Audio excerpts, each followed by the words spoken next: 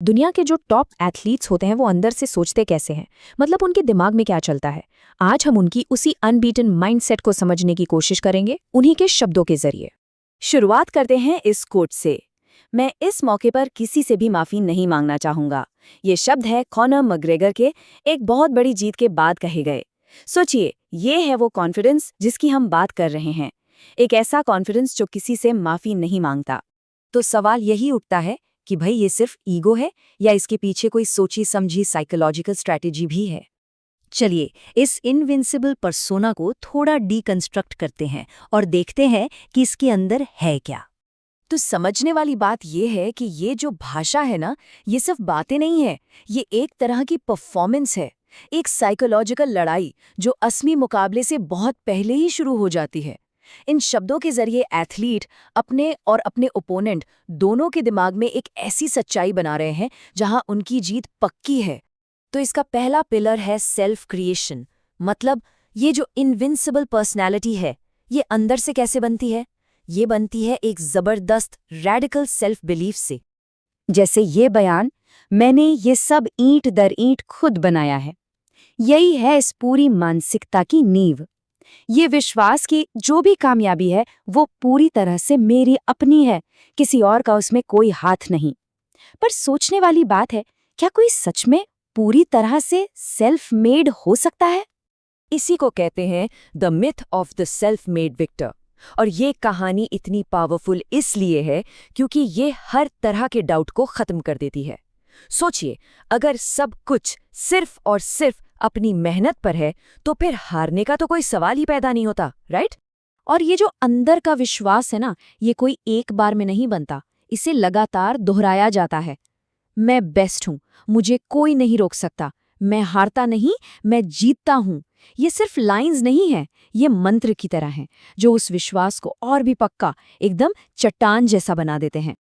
Okay, तो अब आते हैं दूसरे पिलर पर, साइकोलॉजिकल डोमिनेंस। यहाँ पर लड़ाई अंदर से निकलकर बाहर आ जाती है और मकसद है ओपोनेंट के दिमाग पर हावी हो जाना। जैसे ये कहा गया है, मेरा स्टाइल आवेगी है, मेरा डिफेंस तोड़ा नहीं जा सकता और मैं बस खूंखार हूँ। अब ये सिर्फ अपनी तारीफ नहीं हो रही है, ये एक तरह से खुद को एक मिथिकल हीरो की तरह पेश करना है। एक ऐसा कैरेक्टर जिसमें कोई कमजोरी ही नहीं है। और जब किसी का सामना ही एक मिथ से हो रहा हो तो वो जीतेगा कैसे? यहाँ देखिए भाषा का इस्तेमाल कैसे एक साइकोलॉजिकल गैप बनाने के लिए हो रहा है।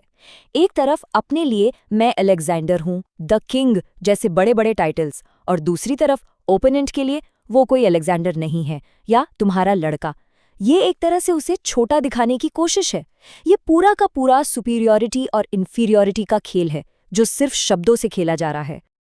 अब ये सुनना जाहिर है काफी डिस्टर्बिंग है, और शायद यही पॉइंट है।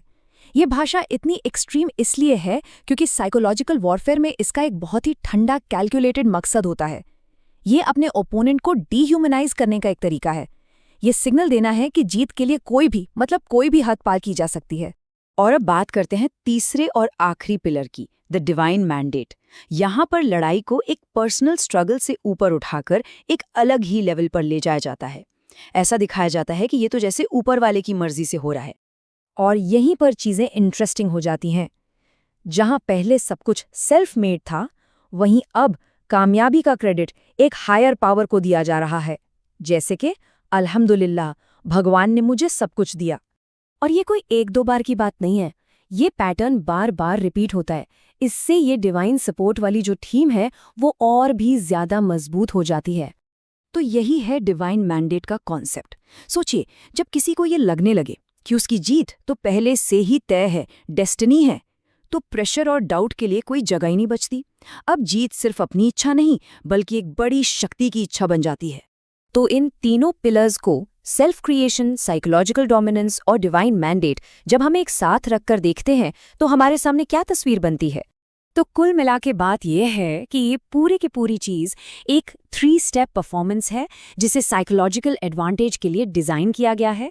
स्टेप 1, अंदर एक ऐसा विश्वास बनाओ जो टूटे ना। स्टेप 2, उसे अपनी भाषा और बॉडी लैंग्वेज से बाहर प्रोजेक्ट करो। और स्टेप 3, उसे एक बड़ी डिवाइन प्लानिंग का हिस्सा बताकर जस्टिफाई कर दो। और यही सबसे ज़रूरी बात है।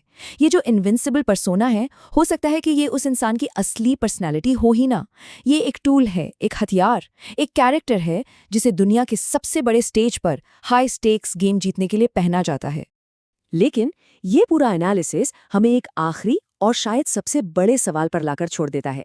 जब फाइट खत्म हो जाती है, खेल पूरा हो जाता है, तो फिर उस कैरेक्टर का क्या होता है? क्या उसे उतनी ही आसानी से उतारा जा सकता है जितनी आसानी से पहना गया था?